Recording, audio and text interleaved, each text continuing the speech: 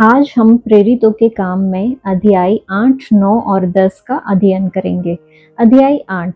उसी दिन यरूशलेम की कलीसिया पर बड़ा उपद्रव आरंभ हुआ और प्रेरितों को छोड़ सब के सब यहूदिया और सामरिया देशों में तितर-बितर हो गए।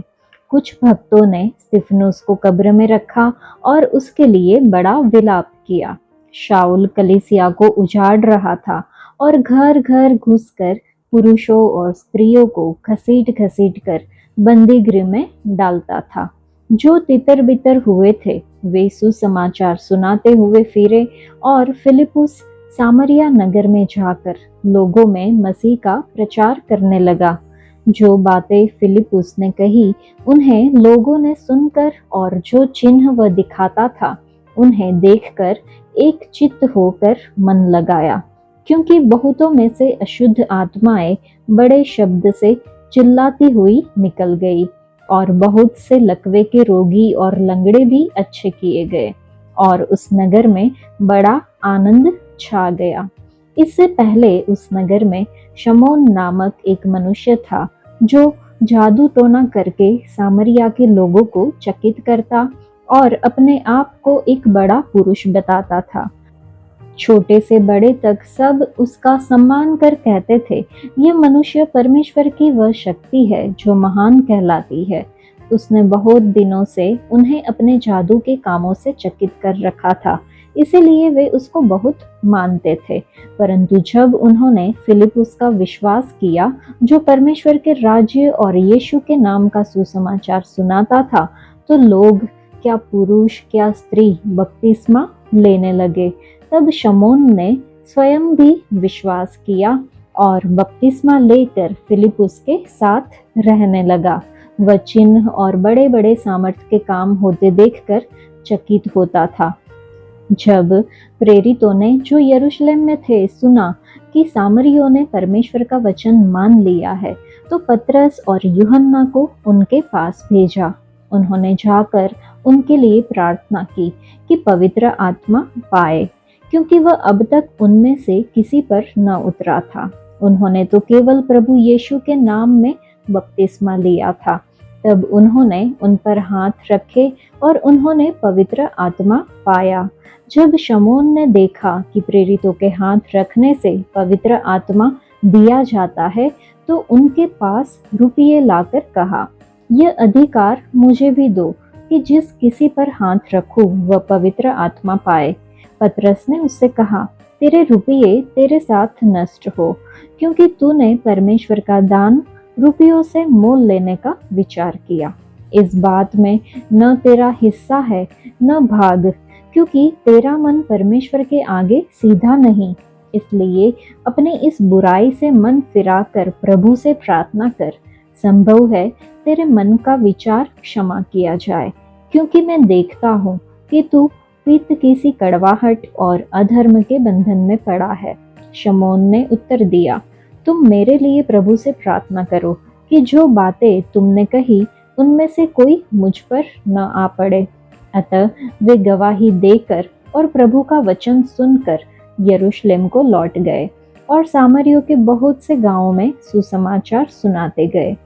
फिर प्रभु के एक स्वर्गदूत ने फिलिपुस से कहा, उठ और दक्षिण की ओर उस मार्ग पर जा जो यरूशलेम से गाजा को जाता है। यह रेगिस्तानी मार्ग है। वह उठकर चल दिया और देखो, कूश देश का एक मनुष्य आ रहा था जो खोजा और कुशियों की रानी कंदाके का मंत्री और खजांची था। वह आराधना करने को यरूशलेम आया था। वह अपने रथ पर बैठा हुआ था और यशाया भविष्यद्वक्ता की पुस्तक पढ़ता हुआ लौटा जा रहा था। तब आत्मा ने फिलिपुस से कहा, निकट जाकर इस रथ के साथ हो ले। फिलिपुस उसकी ओर दौड़ा और उसे यशाया भविष्यद्वक्ता की पुस्तक पढ़ते हुए सुना और पूछा, तू जो पढ़ रहा है क्या उसे समझता भी है? उसने कहा, जब तक कोई मुझे न समझाए तो मैं कैसे समझूं? और उसने फिलिपुस से विनती की कि वह चढ़कर उसके पास बैठे। पवित्र शास्त्र का जो अध्याय वह पढ़ रहा था वह ऐसा था, वह भेड़ के समान वध होने को पहुंचाया गया और जैसा मेमना अपने उन कतराने वालों के सामने चुपचाप रहता है, वैसे ही उसने भी अपना मुंह न खोला। उसकी दीनता में उसका न्याय नहीं होने पाया। उसके समय के लोगों का वर्णन कौन करेगा, क्योंकि पृथ्वी से उसका प्राण उठा लिया जाता है। इस पर खोजे ने फिलिपुस से पूछा, मैं तुझसे विनती करता हूँ, ये बता कि भविष्यद्वक्ता यह किसके विषय में कहता है, अपने या किसी दूसरे के विषय में। तब फिलिपुस ने अपना मुंह खोला और इसी शास्त्र से आरंभ करके उसे यीशु का सुसमाचार सुनाया। मार्ग में चलते चलते वे किसी जल की जगह पहुंचे। तब खोजे ने कहा, देख यहाँ जल है, अब मुझे बपतिस्मा लेने में क्या रोक है। फिलिपुस ने कहा, यदि तू सारे मन से विश्वास करता है तो ले सकता है। उसने उत्तर दिया, मैं विश्वास करता हूँ कि यीशु मसीह परमेश्वर का पुत्र है। तब उसने रथ खड़ा करने की आज्ञा दी और फिलिपुस और खोजा दोनों जल में उतर पड़े और उसने खोजा को बपतिस्मा दिया।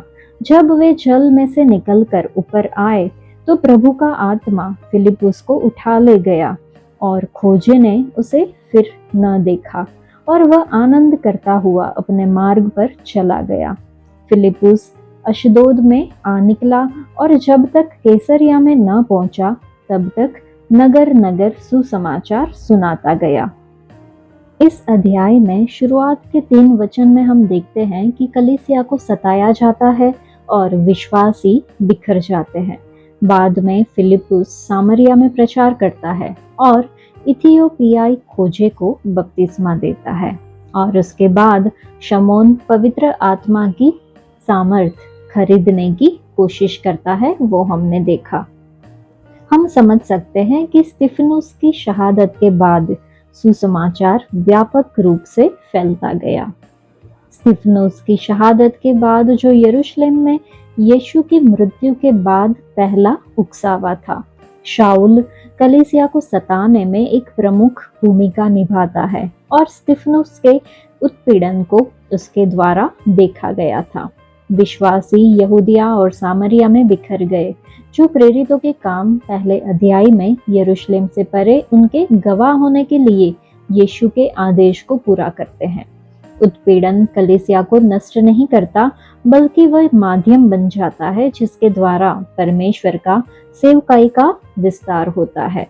फिलिपुस के सेवकाई में महान चमत्कार होते हैं, दुष्ट आत्माएं बाहर निकल जाती है और कई लोग चंगे हो जाते हैं। कई लोग विश्वास करते हैं और बपतिस्मा लेते हैं, जिनमें जादू टोना करने वाला शमौन भी शामिल है। पतरस और यूहन्ना यरूशलेम से आते हैं, सामरियों के लिए प्रार्थना करते हैं और उन्हें पवित्र आत्मा प्राप्त होता है। तो हम समझ सकते हैं कि उत्पीड़न परमेश्वर की सेवकाई को रोक नहीं सकता। सुसमाचार सामाजिक और नस्लीय बाधाओं को तोड़ता है।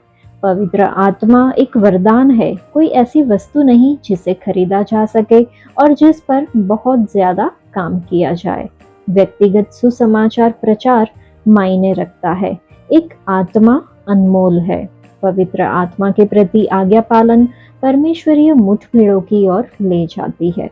परमेश्वर को भीड़ मतलब सामरिया और व्यक्तियों को दोनों तक पहुंचने की परवाह है। जादू टोना करना एक पाप है। शमौन परमेश्वर के लोगों का उदाहरण है जिनके पास भक्ति का रूप है, लेकिन जो कड़वाहट से भरे हुए और अधर्म से बंधे हुए हैं। वे सत्ता की लालसा करते हैं और अगवा बनने की इच्छा रखते हैं, क्योंकि उन्हें लोकप्रियता पसंद है। उनकी सेवा में हजारों लोग आते हैं जो सत्ता, लोकप्रियता और सांसारिक आशीष चाहते हैं। उनके लिए पैसा महत्वपूर्ण है। वे भूल जाते हैं कि कोई भी परमेश्वर या उनकी आत्मा के फलों को नहीं खरीद सकता। यीशु का जन्म किसी महल में नहीं, लेकिन एक साधारण बढ़ई के घर में हुआ था। यीशु ने एक मछली की मदद से अपने मंदिर का कर चुकाया। परमेश्वर के लिए धन का कोई मतलब नहीं है। जो मायने रखता है वह है एक टूटा हुआ दिल जो परमेश्वर को जानता है और सच्चाई से उनकी आराधना करता है। कड़वाहट पाप की ओर ले जाती है, क्योंकि यह हमें अनुग्रह से स्पर्श होने से रोकती है। ये परेशानी या प्रलोभन की ओर ले जाती है और यह हमें अशुद्ध करती है।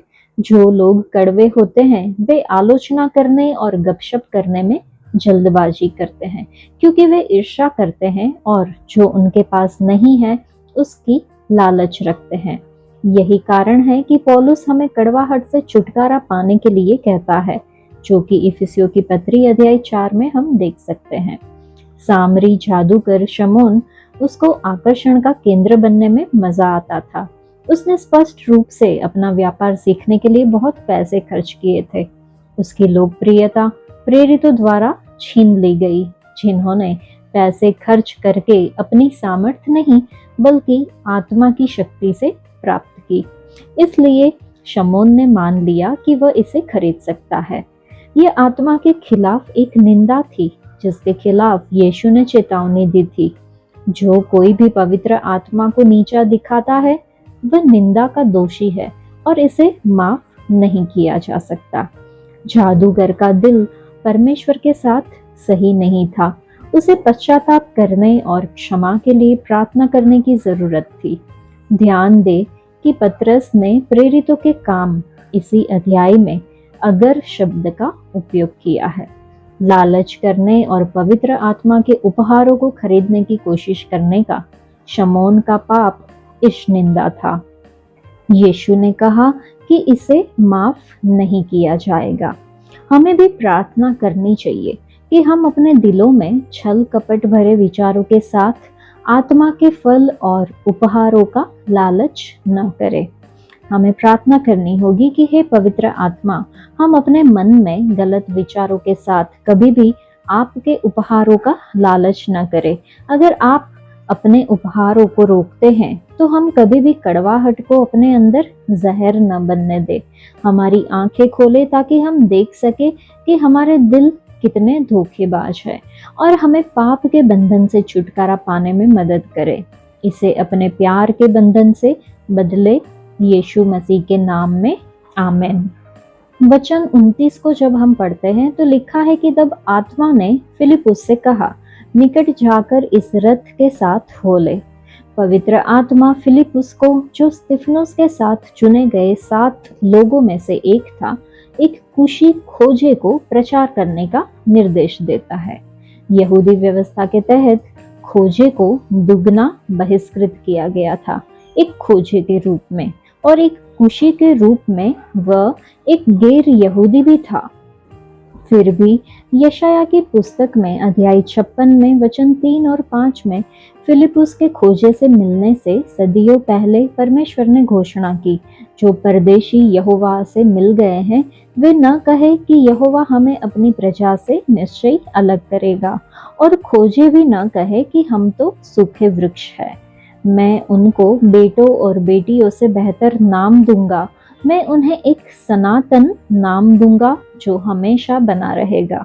परमेश्वर ने पुराने बहिष्कार को पलट दिया, विदेशियों और खोजों को एक ऐसा नाम देने का वादा किया जो बेटों और बेटियों से बेहतर है। लेकिन यह केवल मसीह के माध्यम से ही हो सकता है। खोजा यशाया की पुस्तक अध्याय 53 पढ़ रहा था। बस 3 अध्याय बाद यह वादा आया। फिलिपुस ने संभवतः बिंदुओं को जोड़ा कि जिस पीड़ित सेवक के बारे में आप पढ़ रहे हैं वह आपके लिए भी मर गया, जो कि यशाया की पुस्तक 56 में लिखा है। जब वे जल में से निकलकर ऊपर आए तो प्रभु का आत्मा फिलिपुस को उठा ले गया, जैसा कि हम वचन 39 और 40 में देखते हैं। और फिलिपुस अशदोद में आ निकला और जब तक कैसरिया में न पहुंचा। पवित्र आत्मा ने खोजे के बपतिस्मा के बाद फिलिपुस को रुकने नहीं दिया और उसे बपतिस्मा स्थल से लगभग 20 या 30 मील दूर अशदोद ले गया। फिर फिलिपुस ने 55 से 60 मील की यात्रा की और कैसरिया पहुंच गया, जो उसका दीर्घकालिक ठिकाना बन गया, जहां उसे फिलिपुस प्रचारक कहा जाता है और वह वर्षों बाद पौलुस की मेजबानी करता है, जो कि हम अध्याय 21 में देखेंगे। अगर हम पवित्र आत्मा के मार्गदर्शन में चलने के लिए तैयार है तो वह हमारे जीवन को उसी तरह निर्देशित करेंगे जैसे फिलिपुस के साथ किया गया था। ये व्यक्तिगत लागत या असुविधा के साथ आ सकता है, लेकिन अनंतकालीन प्रभाव अस्थायी बलिदान से कहीं ज्यादा है। अध्याय 9। शाऊल, जो अब तक प्रभु के चेलों को धमकाने और घात करने की धुन में था, महायाजक के पास गया और उसे दमिश्क के आराधनालयों के नाम पर इस अभिप्राय की चिट्ठियां मांगी कि क्या पुरुष क्या स्त्री जिन्हें वह इस पंथ पर पाए उन्हें बांधकर यरूशलेम ले आए। परंतु चलते चलते जब वह दमिश्क के निकट पहुंचा तो एकाएक आकाश से उसके चारों ओर ज्योति चमकी और वह भूमि पर गिर पड़ा और यह शब्द सुना, हे शाऊल, हे शाऊल, तू मुझे क्यों सताता है? उसने पूछा, हे प्रभु, तू कौन है? उसने कहा, मैं यीशु हूँ जिसे तू सताता है। परंतु अब उठकर नगर में जा और जो तुझे करना है वह तुझसे कहा जाएगा। जो मनुष्य उसके साथ थे वे अवाक रह गए, क्योंकि शब्द तो सुनते थे परंतु किसी को देखते नहीं थे। तब शाऊल भूमि पर से उठा, परंतु जब आंखें खोली तो उसे कुछ दिखाई न दिया, और वे उसका हाथ पकड़ के दमिश्क में ले गए। वह 3 दिन तक न देख सका और न खाया और न पिया। दमिश्क में हनन्याह नामक एक चेला था। उससे प्रभु ने दर्शन में कहा, हे हनन्याह। उसने कहा, हाँ प्रभु। तब प्रभु ने उससे कहा, उठकर उस गली में जा जो सीधी कहलाती है, और यहूदा के घर में शाऊल नामक एक तरसुस वासी को पूछ, क्योंकि देख वह प्रार्थना कर रहा है। और उसने हनन्याह नामक एक पुरुष को भीतर आते और अपने ऊपर हाथ रखते देखा है, ताकि फिर से दृष्टि पाए।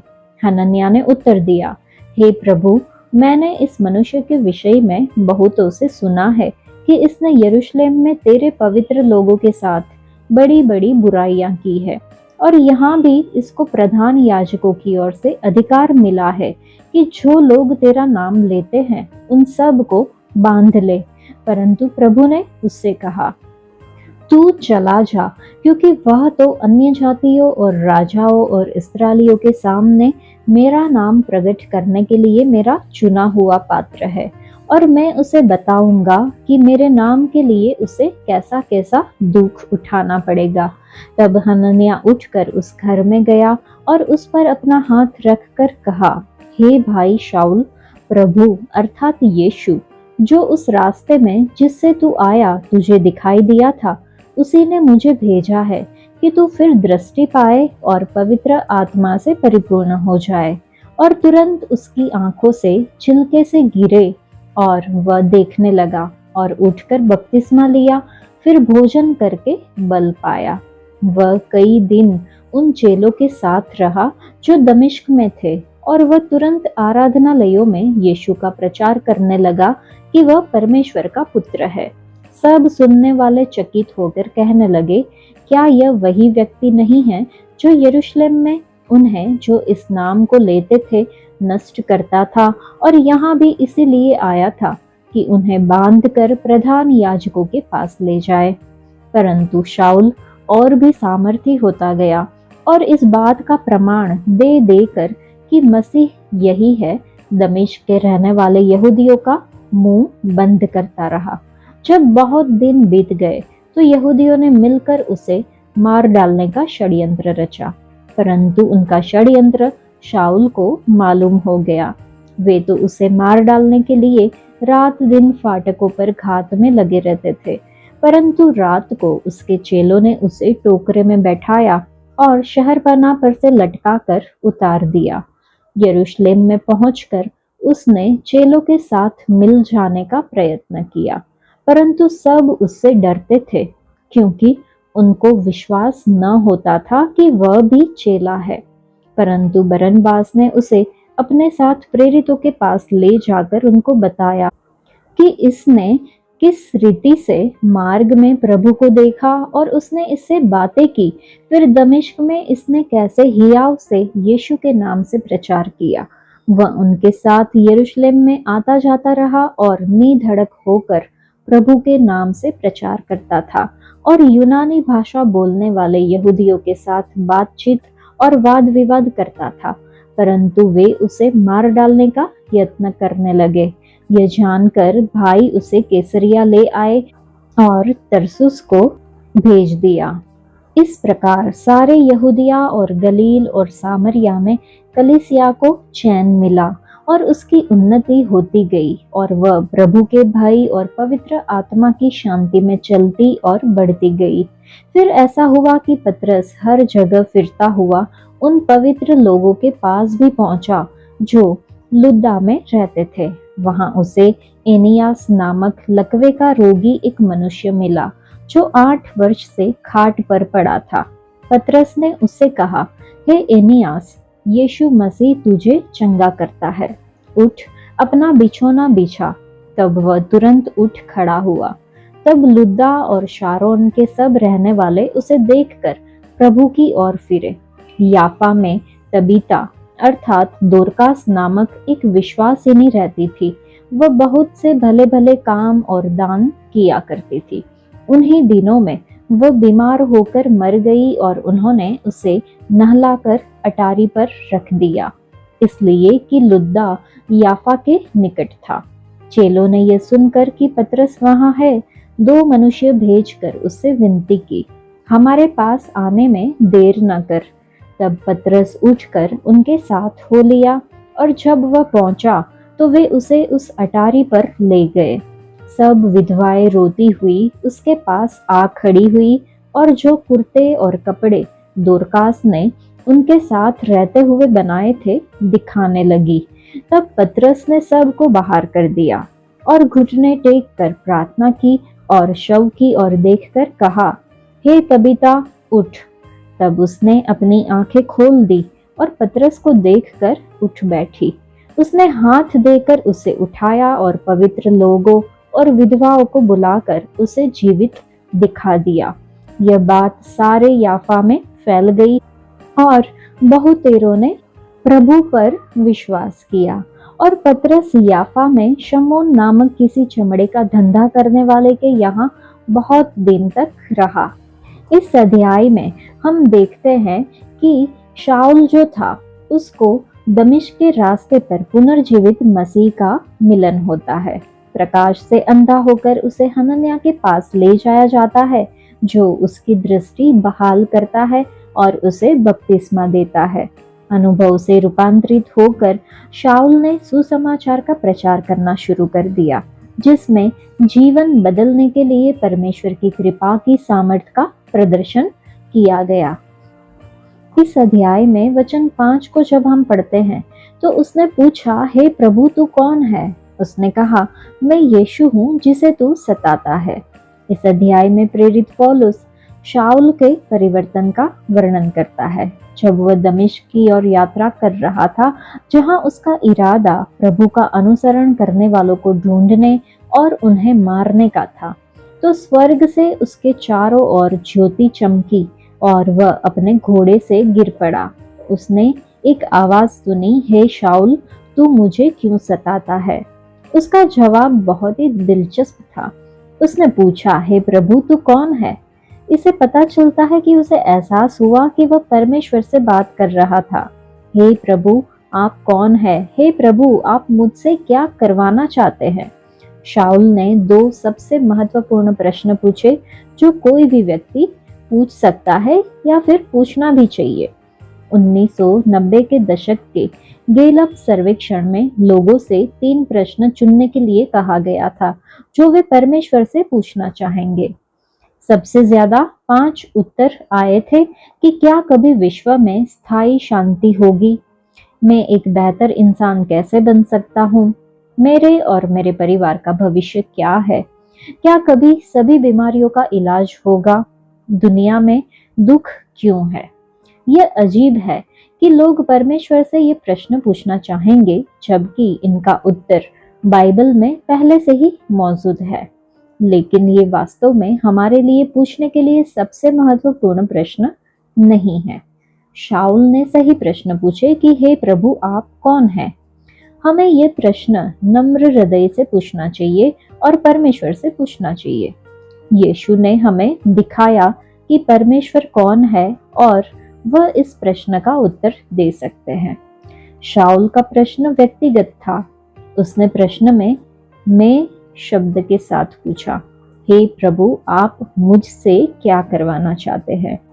हम अक्सर इस बात में काफी रुचि रखते हैं कि परमेश्वर दूसरों से क्या करवाना चाहते हैं, लेकिन समर्पित हृदय पूछता है, हे प्रभु, आप मुझसे क्या करवाना चाहते हैं? उसका उत्तर बहुत ही सरल है। वो कहेंगे कि मुझ पर विश्वास करो। तो प्रिय मित्रों, चलिए हम परमेश्वर की इच्छा के प्रति समर्पण करें और उनके अधीन हो जाए। और अगर ऐसा है तब हम उनकी आवाज को सुनेंगे जो हमसे कहेगी, धन्य है अच्छे और विश्वास योग्य दास। जब हम वचन 26 से 28 की ओर ध्यान देते हैं तो यरूशलेम में पहुंचकर शाऊल ने चेलों के साथ मिल जाने का उपाय किया, लेकिन सब उससे डरते थे क्योंकि उनको विश्वास नहीं होता था कि वह भी चेला है। लेकिन बरनबास ने उसे अपने साथ प्रेरितों के पास ले जाकर उनसे कहा कि इसने किस रीति से मार्ग में प्रभु को देखा और उसने इससे बातें की। फिर दमिश्क में इसने कैसे साहस से यीशु के नाम का प्रचार किया। शाऊल उनके साथ यरूशलेम में आता जाता रहा और निधड़क होकर प्रभु के नाम से प्रचार करता था। लेकिन बरनबास के बिना, जिसे साहस का पुत्र कहा जाता है, पौलुस कभी भी जाना नहीं जाता। वह शाऊल को ले गया और उसे अन्य प्रेरितों के पास ले गया, जिन्हें शाऊल प्रसिद्ध उत्पीड़क को अपने साथ स्वीकार करने में कठिनाई हो रही थी। इतना ही नहीं, बरनबास ने उन्हें शाऊल के धर्म परिवर्तन की कहानी, उसकी शारीरिक और आध्यात्मिक दृष्टि की पुनर्प्राप्ति और साथ ही जिस साहस के साथ उसने यहूदियों को यीशु का प्रचार करना शुरू किया, उसका भी वर्णन किया। तभी ही शाऊल को वे स्वीकार किए और उनके साथ रहने के कारण वह स्वतंत्र रूप से घूमने लगा और यीशु के नाम पर निर्भीकता से बोलने लगा। हमें अपने समय में निश्चित रूप से और बहुत बरनबासों की आवश्यकता है। कोई ऐसा व्यक्ति जो महान क्षमता वाले नवोदित भविष्यद्वक्ताओं, प्रचारकों, याजकों, शिक्षकों और प्रेरितों को लाने की पहल करे, जिन्हें बस एक प्रथम परिचय की आवश्यकता है, और वह भी बुरी तरह से। लेकिन कुछ कलीसियाओं के अगुवों की ईर्ष्यालु, अहंकारी और असुरक्षित प्रवृत्ति उन्हें अस्पष्ट और अच्छी तरह से छिपाए रखती है। वे कभी भी सामने नहीं आ पाते। अगर वे आते भी हैं तो उनका अतीत किसी तरह से सामने आ जाता है और उन्हें अच्छी तरह से बाहर निकाल दिया जाता है। उनका आह्वान दिखाई देने से पहले ही खत्म हो जाता है। हमें आधुनिक समय के बरनबास, प्रोत्साहन देने वाले पुरुषों की जरूरत है, जो पृष्ठभूमि में रहना पसंद करते हैं, लेकिन अन्य नए युवा पुरुषों और महिलाओं को बिना बाधा के अपनी पूरी क्षमता के साथ विकसित होने और खिलने का मौका देते हैं। अध्याय 10। कैसरिया में कुरनेलियुस नाम का एक मनुष्य था, जो इतालियानी नामक पलटन का सूबेदार था। वह भक्त था और अपने सारे घराने समेत परमेश्वर से डरता था और यहूदी लोगों को बहुत दान देता और बराबर परमेश्वर से प्रार्थना करता था। उसने दिन के तीसरे पहर के निकट दर्शन में स्पष्ट रूप से देखा कि परमेश्वर का एक स्वर्गदूत उसके पास भीतर आकर कहता है, हे कुरनेलियुस। उसने उसे ध्यान से देखा और डर कर कहा, हे प्रभु, क्या है? उसने उससे कहा, तेरी प्रार्थनाएं और तेरे दान स्मरण के लिए परमेश्वर के सामने पहुंचे हैं, और अब याफा में मनुष्य भेजकर शमौन को, जो पतरस कहलाता है, बुलवा ले। वह शमौन चमड़े का धंधा करने वाले के यहाँ अतिथि है, जिसका घर समुद्र के किनारे है। जब वह स्वर्गदूत जिसने उसे बातें की थी चला गया, तो उसने 2 सेवक और जो उसके पास उपस्थित रहा करते थे, उनमें से एक भक्त सिपाही को बुलाया और उन्हें सब बातें बताकर याफा को भेजा। दूसरे दिन जब वे चलते चलते नगर के पास पहुंचे तो दोपहर के निकट पतरस छत पर प्रार्थना करने चढ़ा। उसे भूख लगी और कुछ खाना चाहता था, परंतु जब वे तैयारी कर रहे थे तो वह बेसुध हो गया और उसने देखा कि आकाश खुल गया और एक पात्र बड़ी चादर के समान चारों कोनों से लटकता हुआ पृथ्वी की ओर उतर रहा है, जिसमें पृथ्वी के सब प्रकार के चौपाए और रेंगने वाले जंतु और आकाश के पक्षी थे। उसे एक ऐसा शब्द सुनाई दिया, हे पतरस, उठ, मार और खा। परंतु पतरस ने कहा, नहीं प्रभु, कदापि नहीं, क्योंकि मैंने कभी कोई अपवित्र या अशुद्ध वस्तु नहीं खाई है। फिर दूसरी बार उसे शब्द सुनाई दिया, जो कुछ परमेश्वर ने शुद्ध ठहराया है उसे तू अशुद्ध मत कह। 3 बार ऐसा ही हुआ। तब तुरंत वह पात्र आकाश पर उठा लिया गया। जब पतरस अपने मन में दुविधा में था कि यह दर्शन जो मैंने देखा वह क्या हो सकता है, तो देखो, वे मनुष्य जिन्हें कुरनेलियुस ने भेजा था शमौन के घर का पता लगाकर द्वार पर आ खड़े हुए और पुकार कर पूछने लगे, क्या शमौन जो पतरस कहलाता है यही अतिथि है?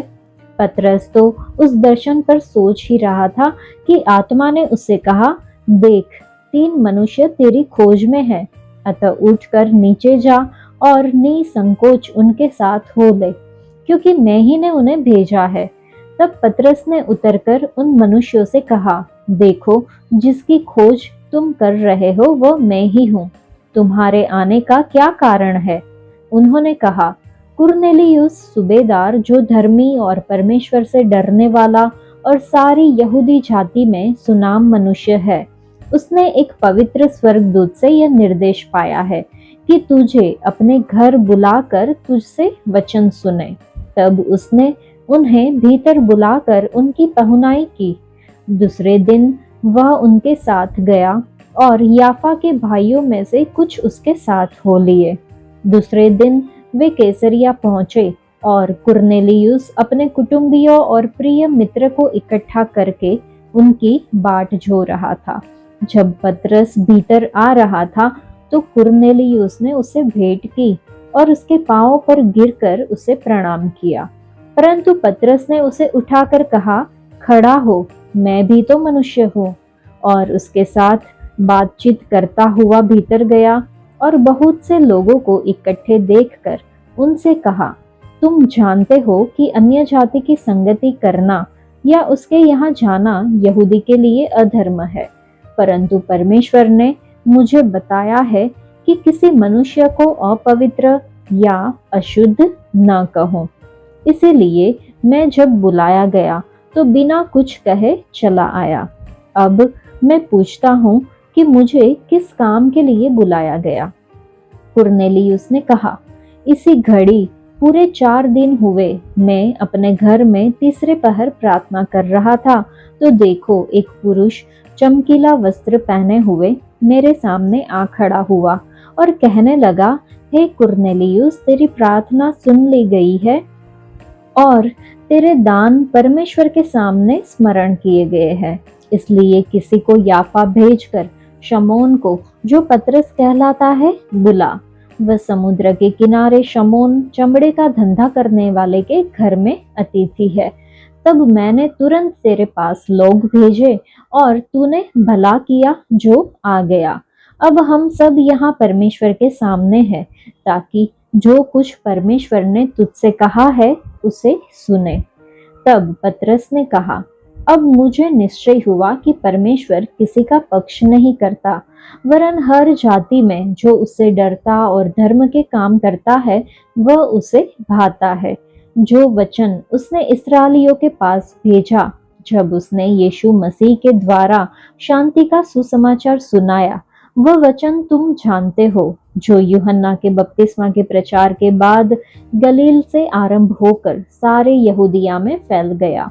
परमेश्वर ने किस रीति से यीशु नाजरी को पवित्र आत्मा और सामर्थ्य से अभिषेक किया, वह भलाई करता और सबको जो शैतान के सताए हुए थे अच्छा करता फिरा, क्योंकि परमेश्वर उसके साथ था।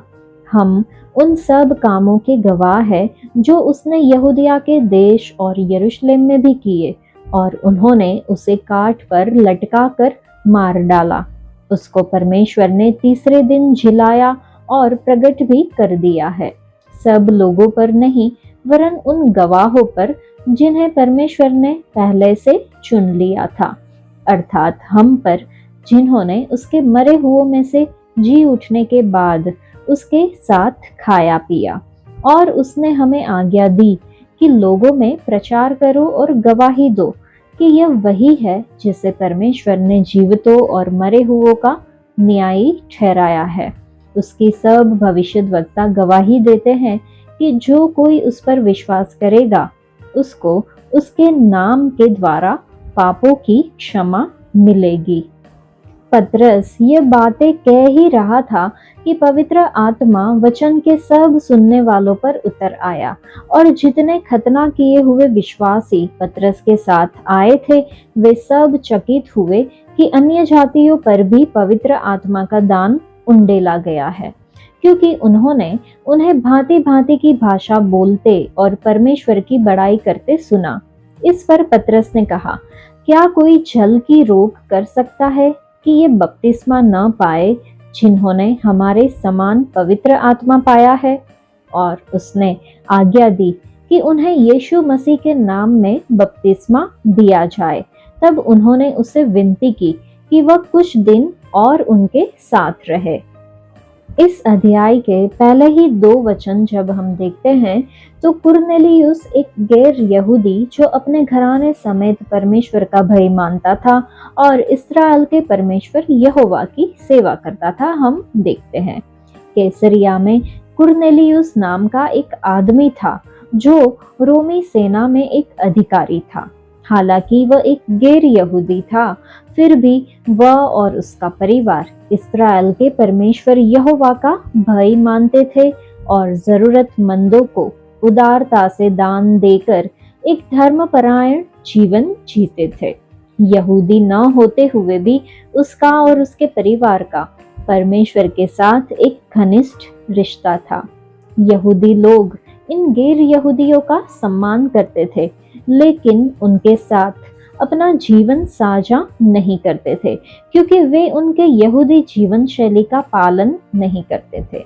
लेकिन परमेश्वर ने कुरनेलियुस और उसके परिवार पर कृपा की और उन्हें आशीष दी। गैर मसीही के कई लोग हैं जो यीशु में विश्वास करते हैं और परमेश्वर की शिक्षाओं को आज्ञाकारी होत के रहते हैं, मानते हैं और एक धार्मिक और पवित्र जीवन जीते हैं। प्रेरितों के काम में ही अध्याय 16 में वचन 31 में कहा गया है कि प्रभु यीशु पर विश्वास करो और तुम और तुम्हारा घराना उद्धार पाएगा। इस 10वें अध्याय से हम समझ सकते हैं कि पतरस को परमेश्वर से एक दर्शन प्राप्त होता है जिसमें यह प्रकट होता है कि सुसमाचार यहूदियों के साथ साथ अन्य जातियों के लिए भी है। यह प्रारंभिक कलीसिया में एक महत्वपूर्ण क्षण को चिन्हित करता है। पतरस परमेश्वर की अगुवाई के अनुसार एक अन्य जाति कुरनेलियुस से मिलने जाता है और सुसमाचार साझा करता है। जब वह उन पर हाथ रखता है तो पवित्र आत्मा कुरनेलियुस और उसके घराने पर उतरता है, ये पुष्टि करते हुए कि उद्धार उन सभी के लिए उपलब्ध है जो विश्वास करते हैं। हमारे लिए सीखने के लिए कुछ सबक है। परमेश्वर हमारे अतीत का उपयोग करते हैं। हमारे अनुभव, यहाँ तक कि दर्दनाक अनुभव भी मसीह के लिए शक्तिशाली गवाही में बदल सकते हैं। सुसमाचार कोई सीमा नहीं जानता। परमेश्वर का प्रेम और उद्धार सभी लोगों तक फैला हुआ है, चाहे उनकी पृष्ठभूमि कुछ भी हो। मसीह के देह में विविधता को अपनाए, उन लोगों का स्वागत करने और उनके साथ सुसमाचार साझा करने के लिए खुले रहे जो आपसे अलग है। चलिए हम अनुग्रह का संदेश साझा करें ताकि यह जीवन बदल सके और बाधाओं को तोड़ सके। आज के लिए इतना ही। परमेश्वर आप सबको आशीष दे। धन्यवाद।